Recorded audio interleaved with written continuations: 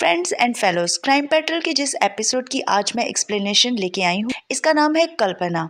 तो ज़्यादा बातें नहीं करते, लेट्स स्टार्ट ऐसे होता है, लड़की तैयार हो रही है, बहुत अच्छे से लिपस्टिक वगैरह लगा रही है, रेडी हो रही है, लेकिन कोई उसको सीक्रेटली वॉच कर रहा है, उस पर नज़र रखे हुए है।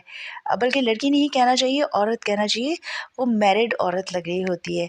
तो उसको दूर से कोई जैसे कि साड़ी पहनते हुए, लिपस्टिक लगाते हुए अपने मोबाइल में उसकी रिकॉर्डिंग कर रहा होता है, लेकिन ये ज़रा दूर से कर रहा होता है। उसके बाद वो तैयार होती है, फ़ोन पे किसी से बात करती है और बाहर चली जाती है। उसके बाद नेक्स्ट सीन में वो ज़रा मज़ीद मॉडर्न कपड़े पहन के, मतलब साड़ी से आउट होके मॉडर्न वेस्टर्न ड्रेस में तैयार होके, रेडी होके किसी अलग जगह की सीढ़ियों से उतर के नीचे की तरफ आ रही होती है। इसके बाद यहीं पे सीन स्टॉप होता है और नेक्स्ट सीन में एक टेम्पो वाला दिखाई देता है। टेम्पो वाला अपने टेम्पो की तरफ जाता है, तो जब वो टेम्पो खोलता है तो उसको लड़की की स्कर्ट से निकली हुई लेग्स, मतलब स्कर्ट पहनी हुई है लड़की ने, और वो लेग्स और उनमें शूज़ पहने हुए हैं उसने ब्लैक कलर के, और वो उसको देखता है। तो वो सोचता, कहता है ओ आइटम मिली मुझे। तो वो उसकी टांगों को घसीट के वो देखता है, तो उसका तो होश उड़ जाते हैं, क्योंकि वो एक डेड बॉडी होती है जिसका सर नहीं होता, यानी सर कटी लाश होती है सिर्फ लड़की की। वो फ़ौरन पुलिस को बुलाता है। पुलिस पहले तो टेम्पो वाले के ऊपर काफ़ी शक करती है, उसको ज़दोकोब भी करती है, लेकिन उसके बाद उनको लगता है कि शायद इसका कोई इस बात से ताल्लुक़ नहीं है, और वो भी यही कहता है कि मैंने तो सिर्फ टेम्पो खोला और 2 घंटे के अंदर अंदर ही इसके अंदर मैं चाय वगैरह पीकर आया हूँ। तो जब मैंने टेम्पो खोला तो उस वक़्त इसके अंदर ये लाश पड़ी हुई थी। लाश का पोस्टमार्टम वगैरह करवाया जाता है, तो सिवाय इस बात के उनको कुछ ख़ास इन्फॉर्मेशन नहीं मिलती कि वो औरत मैरिड है, और उसके पैरों में कोई इस तरह की ज्वेलरी, बिछिया वगैरह मिलती है जो ज़्यादातर मैरिड औरतें पहनती होती हैं। इसके अलावा कोई आइडेंटिटी और कुछ भी नहीं मिल पाता। पुलिस आपस में बातचीत करती है कि कोई मिसिंग कंप्लेन या कुछ भी नहीं यहाँ पे मिल रहा। क्या कोई तो ऐसा होगा जो इस औरत का घर का बंदा होगा, कोई फैमिली होगी, कहीं तो होगी ना इसकी फैमिली। अभी वो यही बातें कर रहे होते हैं कि नेक्स्ट सीन स्टार्ट होता है। उसमें एक आदमी जिसका नाम स्वप्निल है, वो उठता है और परेशान हो जाता है देख के कि उसकी बेटी काव्या जो कि छोटी बच्ची है, वो उसके इर्द गिर्द कहीं मौजूद नहीं है। वो सबसे पहले अपनी माँ का दरवाज़ा नॉक करता है और उससे पूछता है कि क्या काव्या आपके पास है। वो कहती है नहीं। वो घर में उसको ढूंढते हैं तो देखते हैं वो दरवाजे के पास बैठी होती है, रो रही होती है, और वो कहती है कि मेरी मम्मा को वापस लेकर आएँ।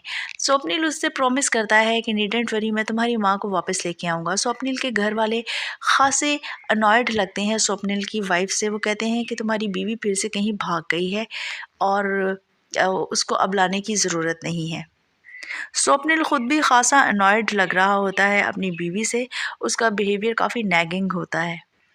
नेक्स्ट डे स्टार्ट हो जाता है। स्वप्निल अपनी बेटी को तैयार करके स्कूल के लिए लेके जाने की तैयारियां कर रहा होता है कि स्वप्निल का छोटा भाई वो बाहर काफ़ी शोर कर रहा होता है और कहता है कि आप लोग चेक करें, डेफिनेटली वो ज्वेलरी वगैरह लेके अपने किसी बॉयफ्रेंड के साथ भाग गई होगी।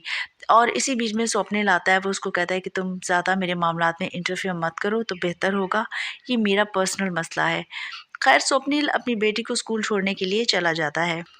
स्वप्निल की मदर जो है वो अपनी बहू की तरफ काफ़ी सिंपैथेटिक होती है, और उसकी सिंपैथीज़ उसकी बहू की तरफ होती हैं। वो कहती है वो 10 साल हमारे साथ रही है, तो मुझे नहीं लगता कि वो किसी के साथ भागी होगी। वो उसकी काफ़ी तारीफ़ वगैरह करने की कोशिश करती है, लेकिन उसका हस्बैंड और छोटा बेटा प्लस उसका दूसरा बेटा जो कि उसकी बहू का हस्बैंड होता है, वो भी काफ़ी अपनी बीवी से मुतालिक कोई ख़ास अच्छी ओपिनियन नहीं रखता होता और उससे तंग होता है। लेकिन वैसे उसकी mother in law, surprisingly mother in law जो है वो अपनी बहू की तरफदारी कर रही होती है। पोस्टमार्टम रिपोर्ट की रोशनी में पुलिस इस नतीजे पे पहुंचती है, अपना आइडिया लगाती है कि शायद लाश का गला इसलिए अलग कर दिया गया और उसका सर और धड़ अलग अलग जगह पे फेंका गया ताकि इसकी पहचान ना की जा सके। इसी दौरान में ग्राउंड में बच्चे खेल रहे होते हैं कि उनकी बॉल आगे दरख्त के पास कहीं गिरती है। जब बच्चा वहाँ पे बॉल लेने जाता है तो वहाँ पे उसको एक कटा हुआ सर मिलता है, और इस तरह से ये एक अलग जगह पर इसी डेड बॉडी का बेसिकली सर मिलता है। और पुलिस, वहाँ की उस एरिया की पुलिस जो है वो सर को अपनी कस्टडी में ले लेती है। उस पुलिस स्टेशन के इंस्पेक्टर को जहाँ पे डेड बॉडी का धड़ मिला होता है, जब ये इन्फॉर्मेशन मिलती है कि फ़लाँ पुलिस स्टेशन में एक सर कटा हुआ मिला है, तो वो वहाँ के इंस्पेक्टर से कांटेक्ट करता है। दोनों एक दूसरे से इस केस को डिस्कस करते हैं। इसी बीच में स्वप्निल को एक कॉल आती है। स्वप्निल इंतहाई परेशानी में अपनी बेटी के स्कूल में जाता है। वहाँ पे वो चौकीदार से पूछता है। चौकीदार कहता है कि बच्ची यहाँ से जा चुकी है, लेकिन वो अभी घर तक नहीं पहुँची होती। स्वप्निल दोबारा अपने घर पे पता करता है, लेकिन बच्ची घर पे मौजूद नहीं होती। इसी दौरान एक औरत दिखाई जाती है जो कि योगा कर रही होती है, साथ में वो फ़ोन पे गप्पे भी हाँक रही होती है। अचानक से उसका दरवाज़ा खुलता है। इस सीन में स्वप्निल की फैमिली दिखाई जाती है। स्वप्निल की फैमिली काफ़ी परेशान होती है। स्वप्निल का भाई मुसलसल कल्पना के ऊपर ब्लेम कर रहा होता है कि हो सकता है वही काव्या को ले गई हो। इसी बीच में कल्पना की मदर का फ़ोन आता है और वो बताती है कि बच्ची उसके पास उसके घर में मौजूद है। कल्पना की मदर कहती है कि आपकी बच्ची काव्या तो सेफ है और मेरे पास है, लेकिन मेरी बच्ची पिछले 2 दिन से गायब है। स्वप्निल को पुलिस की तरफ से कॉल आती है। स्वप्निल जब पुलिस स्टेशन पहुंचता है तो वहां पे काव्या और काव्या की नानी ऑलरेडी मौजूद होते हैं। स्वप्निल समझता है कि शायद काव्या की किसी वजह से उसको पुलिस स्टेशन बुलाया गया है। पुलिस स्वप्निल से कहती है कि आपकी बीवी 2 दिन से गायब है और अभी तक आपने कोई रिपोर्ट वगैरह नहीं करवाई, इसकी क्या वजह है? स्वप्निल कहता है कि मैं कुछ बातें ऐसी हैं जो अपनी बेटी के सामने नहीं कर सकता। तो इस तरह से स्वप्निल की बेटी को उसकी नानी कमरे से बाहर ले जाती है पुलिस के कहने पर। स्वप्निल अपनी बात को कंटिन्यू करते हुए कहता है कि दरअसल मेरी बीवी कल्पना का शादी से पहले का अफेयर था और अब वो शख्स जिसे वो शादी से पहले मोहब्बत करती थी उसकी लाइफ में वापस आ गया है। इसलिए मुझे लगा कि वो उसके साथ चली गई है और मैं श्योर हूँ कि वो उसके साथ भाग गई, इसलिए मैंने उसकी कोई रिपोर्ट वगैरह दर्ज नहीं करवाई। पुलिस स्वप्निल और कल्पना की माँ को डेड बॉडी की शिनाख्त के लिए लेकर जाती है, जहाँ पर कल्पना की माँ और स्वप्निल दोनों ही डेड बॉडी की शिनाख्त कर लेते हैं कि ये कल्पना की ही डेड बॉडी है। इसके बाद स्वप्निल पुलिस को कहता है कि मुझे सिर्फ और सिर्फ 2 लोगों पे शक है, या तो अक्षय ने या फिर सुधांशु ने मेरी कल्पना को मारा है। पुलिस जब पूछती है कि ये दोनों कौन हैं, तो वो मज़ीद बताता है कि सुधांशु वो है जिससे कल्पना शादी से पहले से प्यार करती थी और अब वो उसके ऑफिस में उसका बॉस है, जबकि अक्षय को वो ट्यूशन पढ़ाती थी और अक्षय उस पर गंदी नज़र रखता। पुलिस कल्पना के ऑफिस पहुंचती है और वहां पे कल्पना के बॉस सुधांशु जोशी से मुलाकात करती है। सुधांशु जोशी बताता है कि हाँ, मैं कल्पना से शादी से पहले से ही प्यार करता था और हमारी शादी भी होने वाली थी, लेकिन एक दिन हम लोग ऐसे ही किसी रेस्टोरेंट में बैठे, मैंने थोड़ा बेतकल्लुफ़ होने की कोशिश की तो कल्पना ने मुझे कहा कि ये सब शादी के बाद। तो मैंने उसे बोला कि शादी भी कर लेंगे, लेकिन फिलहाल अभी मेरी दुबई से आपकी कॉल आई है, मैं शादी करके दुबई चला जाता हूँ और बाद में 3-4 साल वहाँ पे कमाने के बाद वापस आ जाऊँगा। जिस पे कल्पना हाइपर हो जाती है और वो शादी से इनकार कर देती है और कहती है कि तुम सिर्फ अपने करियर, अपने बारे में सोच रहे हो, वेयर आई एम स्टैंडिंग। तो इस तरह से उनका ब्रेकअप हो जाता है। 10 साल बाद जब मैं इंडिया आया तो एक बार फिर से मेरा कल्पना के साथ सामना हुआ और इस बार कल्पना मेरे ऑफिस में मेरे अंडर काम कर रही थी, मगर कल्पना का बिहेवियर ऐसा था कि जैसे 10 साल बीच में से गुजरे ही नहीं। कभी वो ऑफिस में मेरे गले में बाहें डाल देती और कभी मैं ऑफिस से निकल रहा होता तो मेरी गाड़ी में आके ठप से बैठ जाती। और मैंने जब कल्पना को समझाने की कोशिश की कि देखो कल्पना, अब तुम किसी की बीवी हो और मैं किसी और का शौहर, तो कल्पना ने कहा खबरदार जो तुमने दोबारा ये बात कही, हम दोनों में सब कुछ बिल्कुल वैसा ही। लेकिन मैंने कल्पना के साथ ना तो कोई रिश्ता बनाया और ना ही बढ़ाया, जबकि कल्पना मुझे मुसलसल बहलाने और फुसलाने की कोशिशें करती रही। पुलिस के पूछने पर सुधांशु ने बताया कि जिस रोज कल्पना का कत्ल हुआ उस दिन वो अपने घर पर मौजूद था। पुलिस ने बाकी स्टाफ से भी पूछताछ की और कल्पना की एक करीबी दोस्त से भी गुफ्तगू हुई, जिसमें उसने बताया कि कल्पना जिस रोज उसका कत्ल हुआ उस रोज ऑफिस से तैयार वगैरह होकर किसी से मिलने गई थी, लेकिन किससे इसके बारे में वो नहीं जानती। अब पुलिस ने अक्षय के घर का रुख किया, जहाँ पे अक्षय की माँ उसको ऑलरेडी भागने से मना कर रही होती है। पुलिस जब पूछताछ करती है तो अक्षय बताता है कि कल्पना जो है वो बहुत ही बदकिरदार औरत थी। वो उसके पास ट्यूशन पढ़ने जाता था, लेकिन आहिस्ता आहिस्ता उसका बिहेवियर चेंज होता चला गया। कभी वो उसको कहती मेरे सैंडल बांध दो, और एक दिन तो जब कल्पना की सास घर से बाहर गई तो उसने अक्षय को आवाज कहा कि जरा मुझे टॉवल बाथरूम में पकड़ा दो, और फिर वही घिसा पिटा टॉवल और बाथरूम वाला सीन। पुलिस ने जब अक्षय को पुलिस स्टेशन ले जाने की कोशिश की तो उसकी माँ ने कहा कि ये अभी माइनर है, आप इसे नहीं ले जा सकते। अक्षय के घर से बाहर आते हुए पुलिस ने आपस में डिस्कशन की कि इसका मतलब है कि कल्पना एक बदकिरदार औरत थी, लेकिन साथ ही इंस्पेक्टर कहता है कि इससे ऑपोजिट भी तो हो सकता है ये सब लोग झूठ बोल रहे हो। पेपर्स में अक्षय, सुधांशु और कल्पना की खबरें शाया होना शुरू हो जाती हैं। अक्षय की माँ दौड़ती हुई स्वप्निल वगैरह के घर आती है और रास्ते में स्वप्निल के छोटे भाई के साथ उसका टकराव होता है और वहीं पे वो एक दूसरे को कुछ इशारा करते हैं। उसके बाद अक्षय की माँ स्वप्निल की माँ से बहुत बुरा भला कहती है और कहती है कि तुम लोगों को शर्म नहीं आती, मेरे बेटे को तुम्हारी बदकिरदार बहू की वजह से बदनाम किया जा रहा है। स्वप्निल की माँ पुलिस स्टेशन जाती है और उनसे कहती है कि आप मेरी बहू को जस्टिस तो नहीं दे सकते, उसको डिफेम भी मत कीजिए। पुलिस के पूछने पर वो उनको तफसील से बताती है कि किस तरह से उसने खुद अपने कानों से सुना था कि स्वप्निल उसकी बहू को कॉल कर रहा था लैंडलाइन पे और तंग कर रहा था और उसको वो बुरे से डांट रही थी और कह रही थी तुम्हें शर्म आनी चाहिए, अब मेरी शादी हो चुकी है और मेरा तुमसे इस तरह का कोई भी ताल्लुक नहीं है।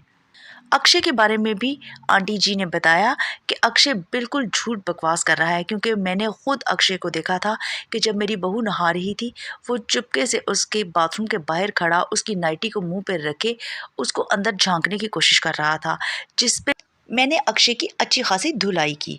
तो फ्रेंड्स, ये सीन तो बहुत ही फनी था। जिस तरह से स्वप्निल की मदर अक्षय को धक्के दे रही थी और थप्पड़ मार रही थी, वो देखने से ताल्लुक रखता था। अब जब पुलिस एक बार फिर से सुधांशु और अक्षय से अपनी जुबान में पूछती है तो सुधांशु भी बता देता है कि दरअसल कल्पना ने नहीं, उसने उसके साथ बेतकल्लुफ़ होने की कई बार कोशिश की और मुंह की खाई।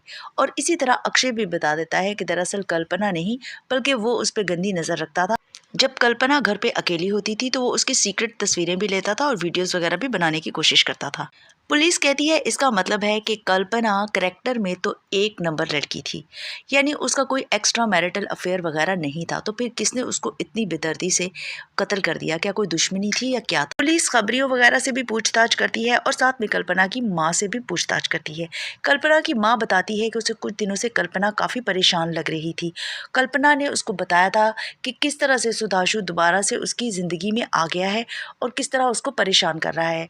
वो कहती है अपनी माँ से कि मैं या तो जॉब छोड़ दूंगी या फिर मैं स्वप्निल को सब कुछ सच सच बता दूंगी, जिस पे उसकी माँ उसको मशवरा देती है कि तुम इन दोनों कामों में से कोई भी काम मत करो। पुलिस कल्पना की माँ से हैरत से पूछती है कि क्या स्वप्निल को सुधांशु के बारे में नहीं पता था? तो वो कहती है नहीं, सिवाय कल्पना के कोई और था ही नहीं जो उसको बता सके, और जब कल्पना ने ही नहीं बताया तो फिर उसको कैसे पता चल सकता है? वो स्वप्निल से पूछते हैं कि जब तुम्हें कल्पना ने या किसी ने बताया ही नहीं तो तुम्हें कैसे पता चला कि कल्पना का सुधांशु से कोई अफेयर पास्ट में रहा? स्वप्निल एक न्यू स्टोरी देता है, बताता है कि उसका एक दोस्त जिसको नहीं पता था कि कल्पना स्वप्निल की वाइफ है, सुधांशु का बहुत अच्छा जानने वाला था और उसने कल्पना के और सुधांशु के अफेयर के बारे में तमाम डिटेल्स माजी की भी और आज की भी उसको दी थी। अब पुलिस को स्वप्निल पे काफ़ी शक हो जाता है। अगर स्वप्निल के फ़ोन की लोकेशन के मुताबिक जिस तरह का कत्ल हुआ उस वक़्त स्वप्निल अपने ऑफिस में था और कल्पना किससे मिलने गई थी इस बात के बारे में भी कोई इल्म नहीं था, तो इसलिए पुलिस के पास कोई सॉलिड सबूत नहीं था। पुलिस स्टेशन में स्वप्निल को एक कॉल आती है और वो बहाना करके पुलिस स्टेशन से निकल पड़ता है। इसी दौरान एक बहुत ही स्ट्रॉन्ग लीड पुलिस के हाथ आती है। कल्पना का फ़ोन ऑन होता है और जिस शख्स के पास उसका फ़ोन मिलता है उसको पकड़ के ले आया जाता है। जब उस शख्स से पूछा जाता है कि तुमने ये फ़ोन कहाँ से लिया, तो वो बताता है कि उसने ये फ़ोन आज ही ख़रीदा है आरडी बेंगलोर के केयरटेकर से। अब पुलिस आरडी बेंगलोर के केयरटेकर तक पहुंच जाती है। जब वो उससे पूछताछ करते हैं तो वो बताता है कि दरअसल यहाँ पर काफ़ी पार्टीज़ वगैरह के लिए ये घर रेंट पे लिया जाता है और अक्सर लड़के लड़कियाँ भी आते जाते हैं यहाँ पे। उस दिन एक मेम साहब और साहब आए थे, जब वो गए तो उसके बाद मुझे सोफ़े के नीचे से ये मोबाइल मिला। मैंने सोचा किसी दिन वापस आएंगे तो उनको दे दूँगा, इसलिए मैंने ऑन ही नहीं किया, लेकिन आज मैंने वो फ़ोन सेल कर दिया लालच की वजह से। पुलिस केयर टेकर से पूछती है कल्पना की तस्वीर दिखाकर कि क्या वो मैडम यही? कहता है जी। इसके बाद पुलिस अक्षय की तस्वीर दिखाती है कि क्या इनके साथ ये आदमी आया था, तो वो इनकार कर देता है। उसके बाद वो सुधांशु की तस्वीर भी दिखाते हैं, वो इनकार कर देता है, लेकिन सरप्राइजिंगली स्वप्निल की तस्वीर दिखाता है तो वो कहता है यही साहब आए थे। अब स्वप्निल को पुलिस पकड़ के ले जाती है और अच्छी खासी धुलाई करती है। उसके बाद स्वप्निल बताता है कि जब उसको उसके दोस्त के ज़रिए पता चला कि कल्पना का किसी के साथ अफेयर था और आजकल भी उसका शायद उसके साथ अफेयर है और उसने उस पर नज़र रखना शुरू की और उसका शक बढ़ते से बढ़ता चला गया। इसी दौरान में कल्पना ने उसको बताया कि वो प्रेग्नेंट है और वो इस बात पे बहुत ज़्यादा डिस्टर्ब हो गया। उसने कहा कि अबॉर्शन करवाओ, मगर कल्पना ने कहा कि नहीं, मैं अबॉर्शन नहीं करवाऊँगी। स्वप्निल को ये तहफ़्फ़ुज़ात भी थे कि क्योंकि वो प्रिकॉशंस यूज़ करते थे तो उसको लगा कि शायद ये बच्चा उसका नहीं है। कल्पना अपनी प्रेगनेंसी से मुतालिक स्वप्निल के रिएक्शन को लेकर बहुत डिस्टर्ब हो गई और दोनों में झगड़ा काफ़ी बढ़ गया। मगर अगले दिन स्वप्निल ने एक प्लान बनाया और कल्पना के लिए एक नोट छोड़ा, जिसमें उसने कल्पना से एक्सक्यूज़ किया, एक ड्रेस छोड़ा कि ये ड्रेस पहन के तुम मुझसे मिलने आ जाओ। और कल्पना मान भी गई और इस तरह कल्पना जब उससे मिलने गई तो स्वप्निल ने उसका मर्डर कर दिया। पुलिस स्वप्निल को बताती है कि कल्पना के बच्चे का डीएनए स्वप्निल के साथ मैच करता है, तो यानी कि वो बच्चा वही था और ये कि कल्पना का किसी के साथ कोई अफेयर नहीं था। आई होप आप ये एपिसोड देखना ज़रूर पसंद करेंगे। डिस्क्रिप्शन में लिंक मौजूद है, ज़रूर देखिएगा। अपना बहुत ख्याल रखें। Love you all.